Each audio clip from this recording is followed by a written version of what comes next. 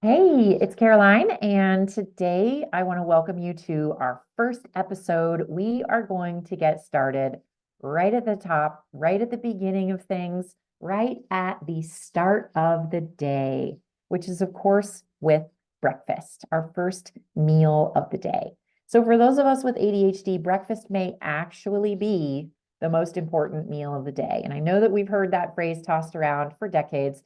Breakfast is the most important meal of the day. And certain scientists have questioned its validity and put it through the ringer. But for those of us with highly sensitive nervous systems, breakfast can make an absolutely huge impact on how we feel during the first part of the day and all the way into the evening hours. So without further ado, grab your fork. Let's dig in. First of all, I know that eating well with ADHD can be really, really hard. So I just want to acknowledge that. If you are listening right now and you're thinking to yourself, I want to eat healthier, I want to eat better, but I just struggle with it. And you might even be thinking, I know what to do, and I just don't do it. I just can't get myself to do it. So let's just normalize that. Eating well with this kind of a brain and this kind of a nervous system in this kind of an external environment can be very challenging. Personally, I struggled with an eating disorder for 15 years. And when I finally recovered, I was so inspired by my recovery that I went to graduate school. I earned my degree in nutrition so that I could help other women recover from their own food related challenges. But even with a graduate level education in food, I still have struggled in more recent years with grocery shopping, meal planning, getting food on the table at the right time. And it has puzzled my partner to no end. I mean, I was frustrated enough by those things, but it was really my partner who started reflecting back to me, babe, you are so educated in this stuff. You know this stuff so well. Why is it so difficult for you to make these things happen? Frankly, I'm just shocked. I don't understand. And when I discovered last year that I have ADHD, that, along with so many other challenges I've had in my life, suddenly came into focus. No wonder I've struggled with the planning related aspects of food, the time management, the strategy around when and how to eat these things. Even though I know this stuff inside and out, implementing it in my life has been a problem. It's been a challenge for me. And when talking to my friends and my clients who also have ADHD, I hear a lot of similar themes. The overwhelm around meal planning, the frustration with neurotypical advice to like do all of your meal prep in a 6 hour stint on a Sunday and then just eat that shit all week. We forget to eat until we're desperate and we're hangry, and then we'll like eat anything that's in front of us. We have aversions to certain textures or certain flavors. We're very prone to cravings for sweets, especially if we're in the habit of eating sweets. We get into this cycle where we eat sweets and that makes us want more sweets, and it can be very hard to exit that traffic circle.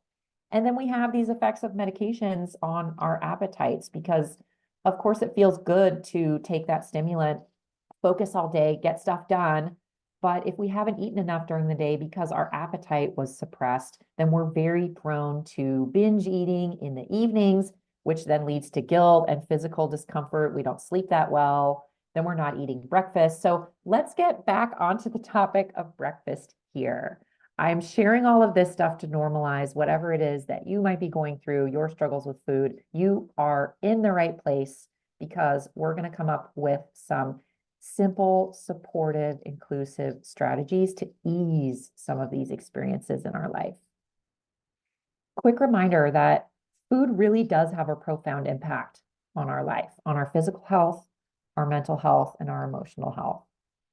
I have been dismayed with the lack of nutritional support and nutritional guidance that's being put forth into the greater medical community around ADHD, because I know that paying more attention to what we eat and using some of these strategies can have such a healing and positive effect on us. So I am on a mission to change that by offering you this support and these strategies and this information in a way that I hope will be digestible and actionable for you.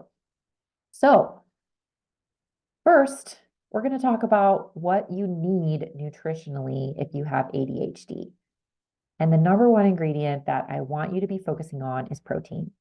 I also want you to think about fiber and fat. So let's go through each of these main components one by one. Number one, protein.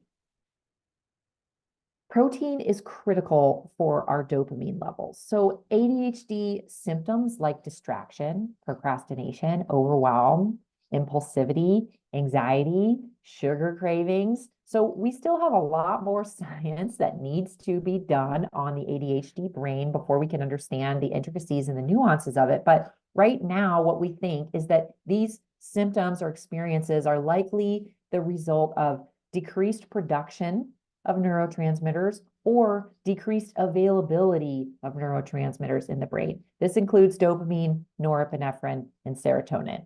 There are more transmitters, but for the sake of brevity, we'll talk about those three in regards to protein. So stimulant medications work in our brains by making these neurotransmitters, dopamine, norepinephrine, serotonin, more available. But when we eat the right diet, which includes protein, fiber, and fat, we can actually reduce the amount of medication needed. This is according to Dr. Daniel Amen, MD. He's a psychiatrist, a neuroscientist, ADHD expert. And so if he's telling us that we can eat the right diet and decrease the medications that he's prescribing us, that should tell us how profoundly protein and food can impact our neurochemistry. So protein boosts dopamine levels. It helps us feel more driven and motivated and focused. Protein is also used by the brain to synthesize the neurotransmitters that we were just talking about. So if we aren't getting enough protein in our meals and snacks, we're not going to be able to produce enough of those neurotransmitters. Eating more protein helps make sure that we don't have any sort of biological deficiency of neurotransmitters, in addition to whatever might be going on with our ADHD-related symptoms and presentations. According to the Brain Balance Center, protein helps the cells communicate better, which increases concentration, and it also assists in preventing blood sugar surges. So let's move on to fiber on that note. When we're talking about blood sugar surges, these are something that we can avoid by including fiber into our meals and snacks. Fiber slows the absorption of energy into our bloodstream, which prevents the spike and then the resulting crash that we feel in our energy, our mood, and our ability to focus. So if you've ever eaten a bagel for lunch and then noticed that in the afternoon you are literally falling asleep at your desk, this is a good example of how a low fiber meal and a low protein meal didn't provide our brains or our bodies with the right flow of energy into our bloodstream following the meal. We had a spike of energy while we're eating the bagel and immediately afterward. And then once that energy has been processed, we have this crash, and it affects us physically, mentally, and emotionally. In regards to fiber, we also know that the micronutrients that are found in colorful forms of fiber, like vegetables, or colorful sources of fiber rather, can actually help us regulate our emotions, can help us avoid the dreaded emotional dysregulation, which essentially means we have really big feelings and no safe way to process them. I recently learned that emotional dysregulation is a result of executive dysfunction. Emotional regulation is an executive function. So we'll talk a little bit more about that later. So in summary, fiber helps with the absorption of energy in a titrated way that is sustainable rather than in a spike and a crash. Moving on to our last key ingredient here for today's episode, fat. So fat is a nutritional powerhouse. It has more than twice the calories per ounce of protein or carbohydrates, meaning that it will keep us fuller longer. So if we eat a meal or a snack that has a healthy fat in it, we're going to be able to use our brain, use our body for a good few hours afterward before we start to feel kind of hangry and distracted and get unfocused and restless again. This can really allow us to focus on whatever project we're doing without feeling the urge to get up and run for a sugary treat. If we do feel restless, it might be for another reason, right? We're very prone to movement and just wanting to be in motion all of the time. But if we find ourselves like antsy, specifically going to the cookie jar or the candy bag, it's probably because we haven't had enough fat, protein, and fiber in what we recently just ate. One last note about fat, it's critical for the absorption of certain vitamins known as fat-soluble vitamins.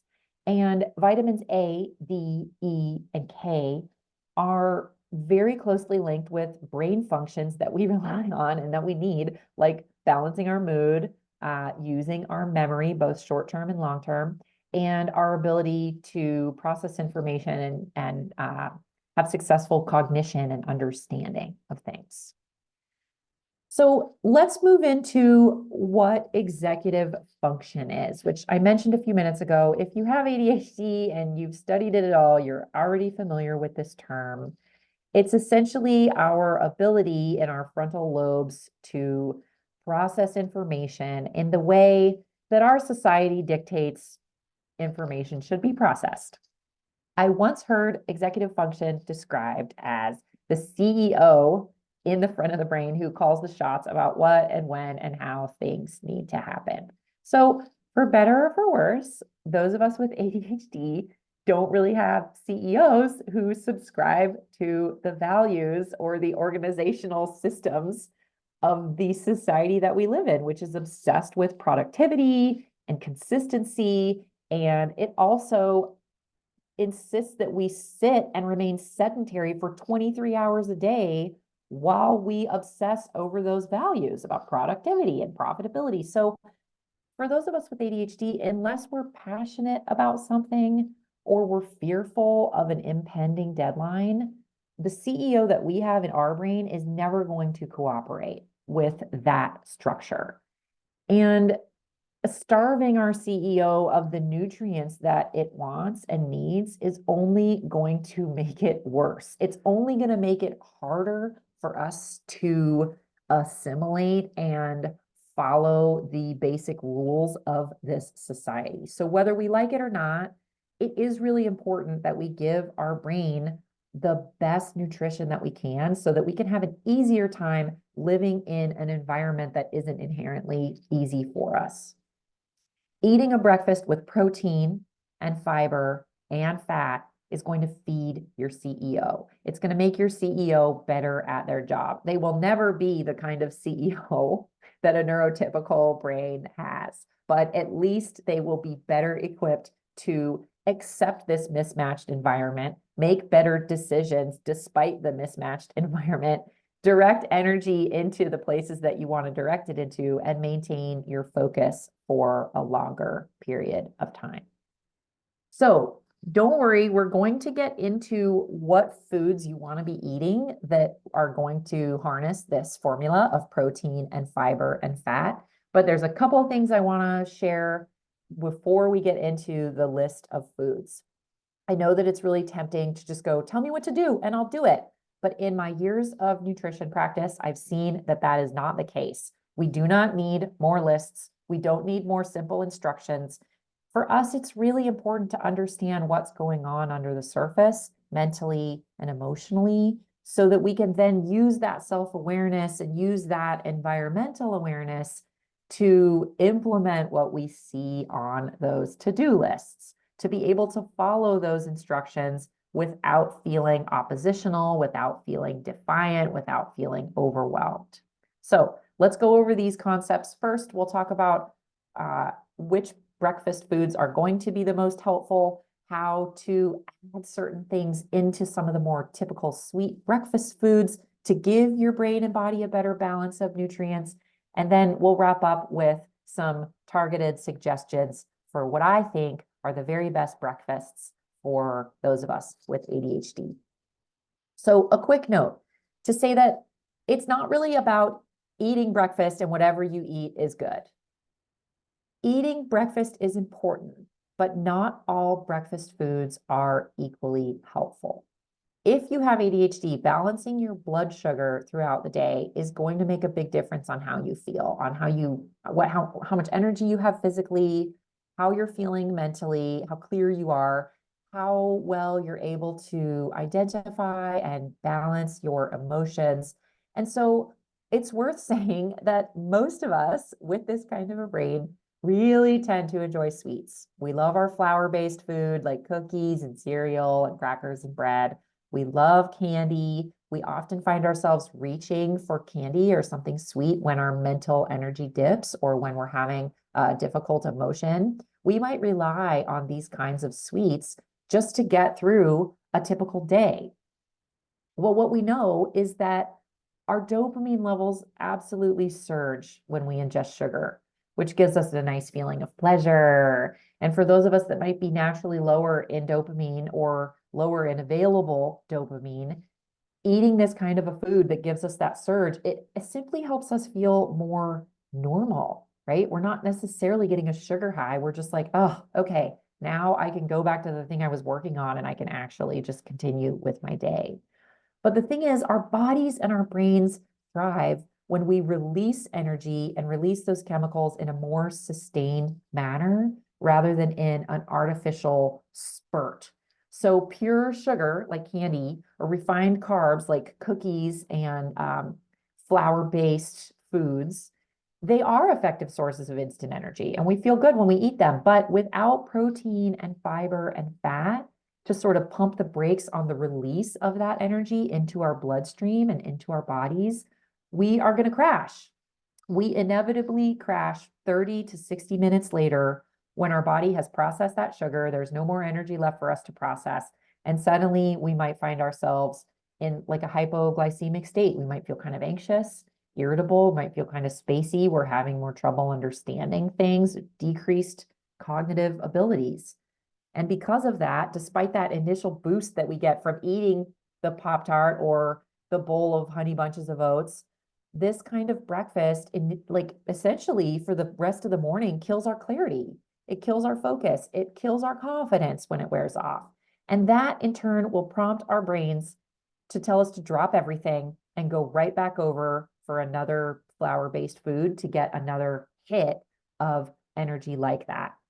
It'll lead us right back over to the candy bowl. And then this cycle, if we stay in this cycle throughout the day, every day, this is what can create a more anxious mood within us, a more anxious temperament. It's what turns us into someone who just suffers from cravings on a daily or hourly basis. So even something like oatmeal, which you'll often hear touted as a healthy, high fiber breakfast option, still has the tendency to do this to us if we don't add some more protein and some more fiber and potentially some fat to it, right? We can prevent this kind of a crash by simply adding in some additional foods that will lower the damage and the pain that we might experience from just eating sugar and that's it. So I want to be clear. I'm not labeling these foods as bad, and I'm not labeling you as bad for eating them or for wanting to eat them. Foods are not inherently good or bad. There's no morality around them. And a lot of these foods that we love are engineered to make us want to eat them. So that's just what our brains do. This is just what these foods do. And if we infuse certain foods with guilt and shame and regret, then we end up with an eating disorder, which is all too common for those of us with ADHD who struggle with food. The other thing about labeling foods as bad or off limits is that as soon as we label them that way as naughty, then they instantly become more attractive to us. So we get a double buzz of, the pleasure that we just discussed, the sugar high and the dopamine rush. We also get a buzz for doing something kind of bad because those of us with ADHD hate being told what to do. We want to do things our own way. We've been told our whole lives that we're doing it wrong. And so when we find out that a certain food is wrong, there's this defiant part of us that's like, well, fuck it, I'm going to eat it because I want to, even if we know that there are consequences later with mental clarity and mood and physical energy. So bottom line, Pop-Tarts aren't bad. Cereal's not bad. And you're not bad for wanting to eat them or eating them. We just want to keep in mind that eating something like that without balancing the protein and the fiber and the fat within that same meal is going to have consequences on our brain and our nervous system and our physical body and our mood and our emotions.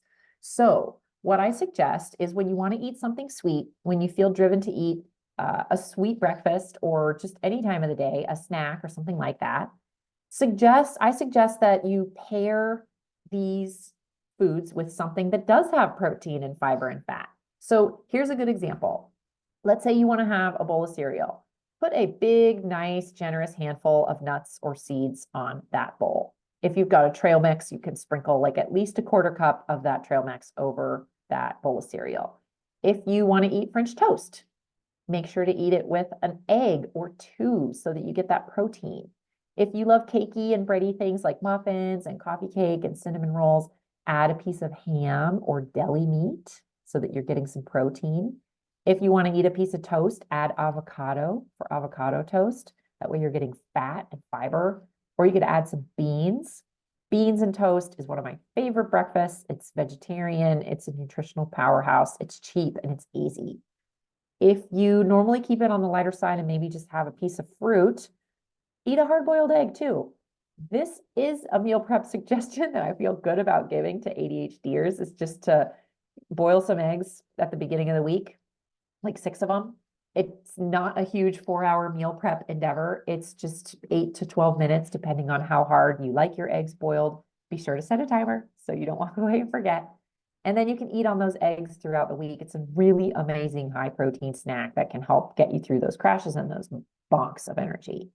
And then last recommendation here for additions is for smoothies. So if you like to have a breakfast smoothie, you can add a heaping spoonful of peanut butter or almond butter or cashew butter, or you can add some silken tofu, which is just going to give that smoothie protein. Probably won't even be able to detect the flavor, but it'll give it a really nice, hearty texture. My experience and the experience of my clients is that even if you are typically a more sweets in the morning person and you don't enjoy having savory or rich or hearty stuff in the morning, once you start including some of these protein rich, fiber rich, fat rich ingredients in your morning, in addition to whatever you're having that might be sweet, the benefits that you will feel in your body and in your brain will be so appealing to you that you'll want to continue. And again, this isn't about replacing what you love with something that you don't want to eat. This is about noticing what you love and figuring out how you can add protein and fiber and fat to that to enhance your brain function and just help you feel better throughout the first half of the day. Okay, so finally, we are getting to the list of the best ADHD-friendly breakfasts. The first thing I always recommend to clients is last night's leftovers. Because we typically balance our dinner foods better, we usually have a healthy source of protein like meat or fish or like vegan protein like tofu.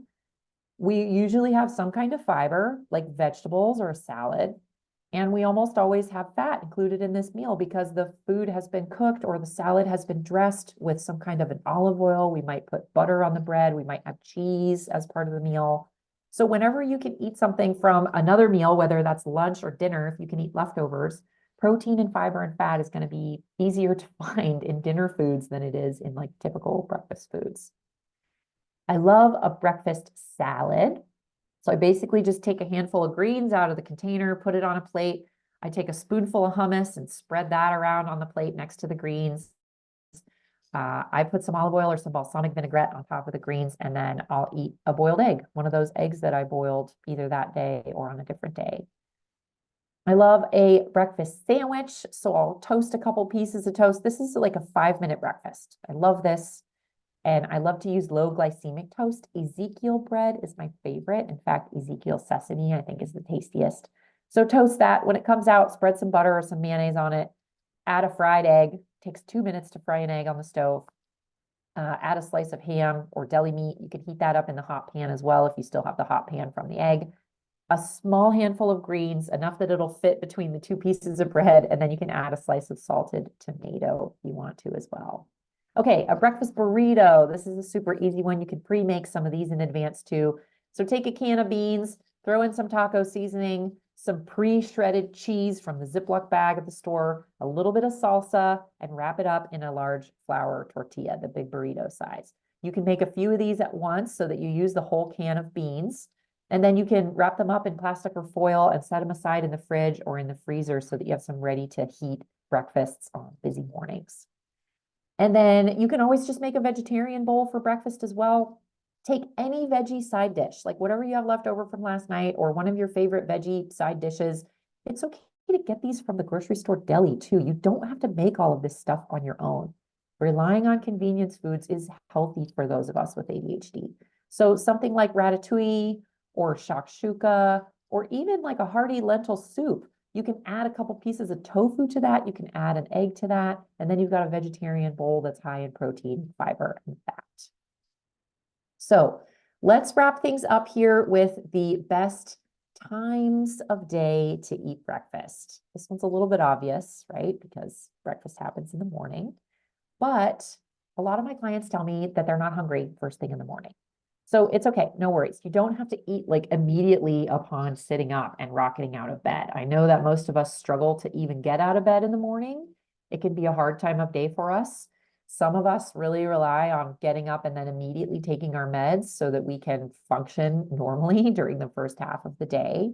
But ideally, I want you to be feeling hungry for breakfast within 1 to 2 hours of waking up. Within an hour of waking up, if you're not feeling hungry, we're going to work on some of your daily rhythms and your daily routines to get you into a better balance with the circadian rhythms around you and the cycle of daylight.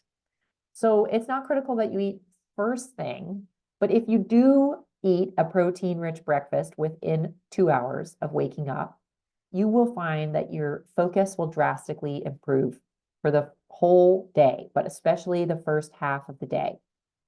Quoting Dr. Amen again, author of Healing ADD, psychiatrist and ADHD expert, he says if you have protein in the morning, you actually need less medicine for ADHD throughout the day. So if you're in the not hungry in the morning camp, here are some tips for you and some questions for you to consider. First of all, you want to eat with your meds or before your meds. If you take a stimulant medication, it's going to decrease your appetite. And it's very unlikely, especially if you have a busy life where you're getting kids off to school and you're rushing to the office, you're not going to want to eat breakfast for many hours after that because your medication has decreased your appetite. So if you can get the food in when you take your meds or right before, that's going to help a lot. If you're not hungry in the morning, maybe you want to be eating dinner earlier. I know this is a toughie, but the longer your stomach has been empty when you wake up in the morning, the hungrier you're going to be for breakfast. So if you're eating a huge dinner at 9 or 10 p.m. and then you're waking up at 6, it makes sense that you're not hungry. Your body spent a lot of the overnight time digesting last night's food and maybe didn't even have a chance to get fully emptied. So whatever you can do to start bumping that dinner time up earlier and earlier. Setting a timer has been helpful for me.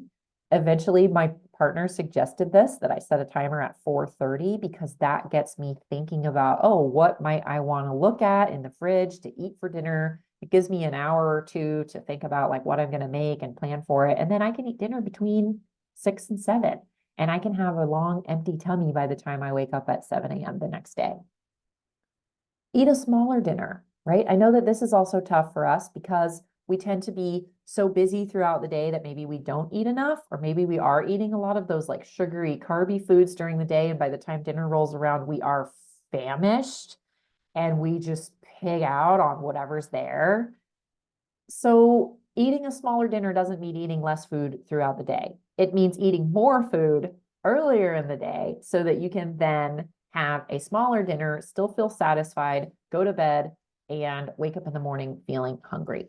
So getting enough sleep is the last important thing that we're going to talk about. And eating a smaller dinner and eating earlier is going to help you get more sleep and get higher quality sleep. You need at least 7 hours of good sleep every night. A lot of the ADHDers that I know need closer to 9 and maybe need to be in bed for closer to 10. We get exhausted. The society and the world that we live in is absolutely exhausting for us. We need a lot of rest. We need a lot of sleep. And if you're struggling with sleep, I have a few questions for you to ask yourself, and I want you to be honest. What holds your attention in the hours before bedtime? Are you staying up later than you need to if you want to get 7 to 9 hours of high quality sleep? If you are staying up later, what activities are you engaging in, and are those stimulating?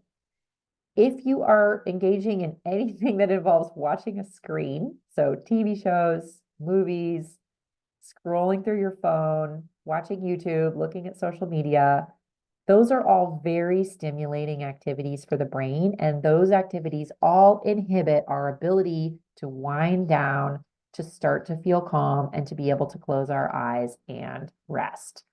So it may be worth considering an evening routine that involves less screen time and less stimulating activities.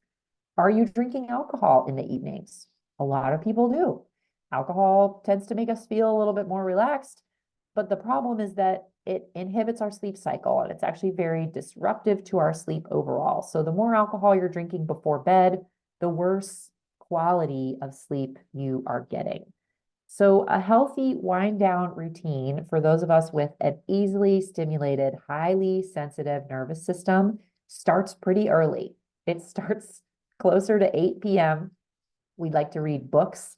We like to sip decaffeinated or herbal tea and bring the lighting down inside the house so that we can start to let our bodies unwind and decompress.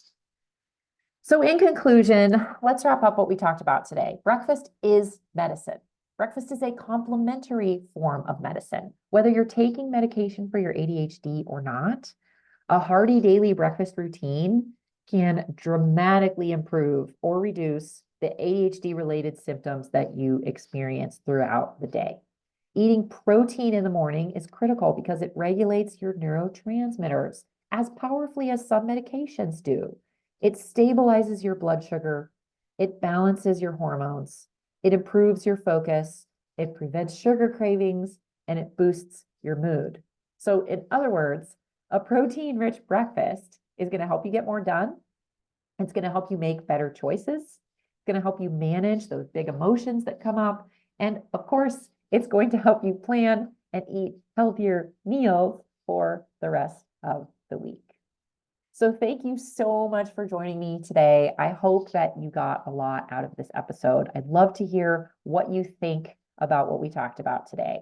Which strategies are intriguing to you? Which ones do you want to try? What foods are you excited about including? And if you have more questions for me about breakfast or about anything we talked about today, please keep those coming and I can answer your questions in future episodes. All right. Thanks so much, and I'll see you next time.